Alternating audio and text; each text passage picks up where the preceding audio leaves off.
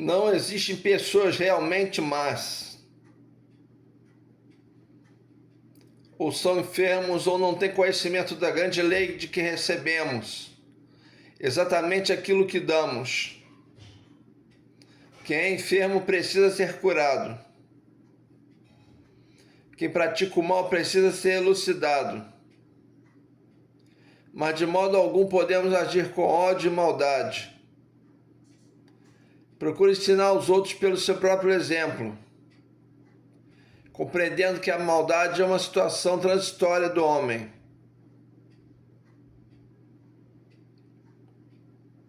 Paz profunda.